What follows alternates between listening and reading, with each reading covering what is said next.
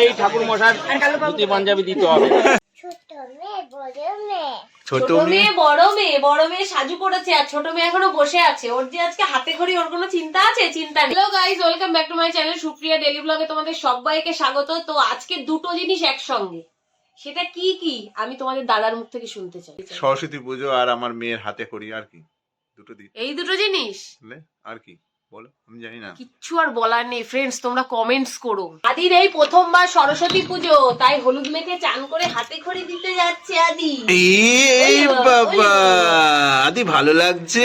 1 2 3 আদি এখন আমাদের আদ্রিকা রানীর ড্রেস পরা হচ্ছে, ড্রেস পরানো হচ্ছে, এখন আমি শাড়ি পরছে, শাড়ি। আমাকে কেমন লাগছে বলো? কান্নাকাটি কেন লাগছে বন্ধুরা? তোমরা অবশ্যই কমেন্ট করবে। কিন্তু এখন কান্নাকাটি হয়ে যাচ্ছে, এখনই ভালো লাগছে না। আসো আসো, স্লোমো চলছে, স্লোমো। আদি স্লোমো তোলা হচ্ছে, ওর মা তুলছে, যাই দেখো। আদি এখন আবার রিলস হওয়ার জন্য প্রস্তুত নেওয়া হচ্ছে, প্রস্তুতি আমাদের আরাধ্যা রানী করবে। আমাদের আদি এখন যাচ্ছে হাতে খড়ি দিতে। এই হলো আদির বই, স্লেট, পেন্সিল আর একটু ফল নিয়ে যাচ্ছি ঠাকুরের সামনে দেবো বলে। আদি তোমার ভালো লাগছে? তোমার কেমন লাগছে একটু বলো আদি। খুশি না কেন আমি বুঝতে পারছি না। শাড়ি টাড়ি পরে না একটু ভালো লাগছে না, আনকমফোর্টেবল ফিল হচ্ছে। এই যে আমাদের ঠাকুর মশাই এসে গেছে। এই হলো আমাদের মা সরস্বতী। তো আমরা সবাই মিলে ওখানে উপস্থিত হয়ে গেছি। এবার আমরা সবাই বসে আছি, তোমরা দেখতেই পাচ্ছ, বড় দিয়ে ছোট দিয়ে সবাই।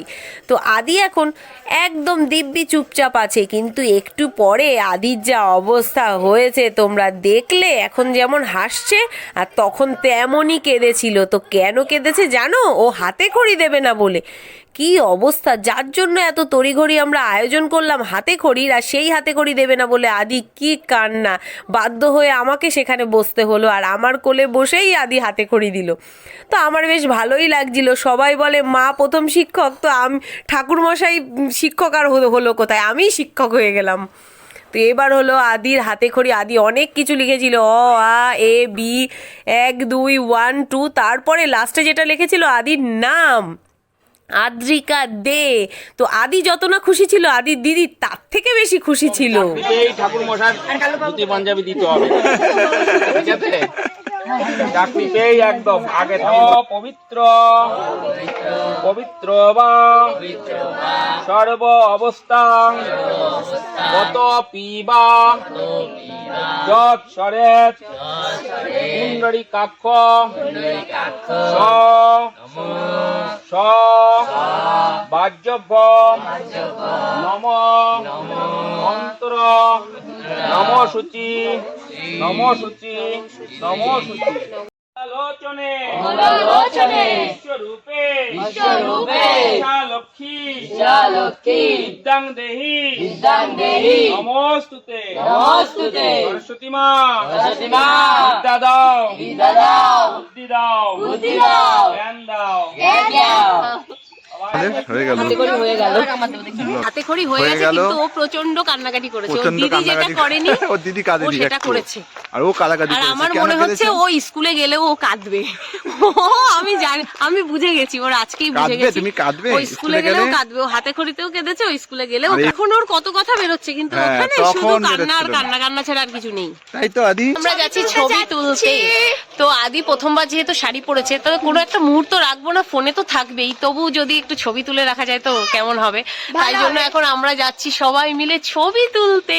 তারপরে আমরা যাবো স্কুলে, তারপরে একবারে ওর স্কুল থেকে ঘুরে আমরা তারপর চলে গেলাম স্টুডিওতে ছবি তুলতে। তো আমি ওদের ঠিক করে দিলাম, তারপর আমরা ছবি তুলে নিলাম। অনু মিলে এবার স্কুলে চলে এলো। তো দুজন মিলে এবার একটু ঠাকুর দর্শন করে নিল। তারপরে অনেক ছেলে মেয়েদের সঙ্গে দেখা করে এবার স্যার আন্টিদের সঙ্গে ছবি তুলতে লেগে গেল। তো কিছুতেই বাড়ি আসতে চাইছিল না, বলছে আমি আগে দোলনা চড়বো তারপর বাড়ি যাবো। হাতে করে দিতে গেল, তোমার আদি কাঁদলো। ছবি তুলতে গেছে সেখানে দাঁড়াবে না, কাঁদছে সমানে। আমি ছবিটা তো ভালো আসবে না।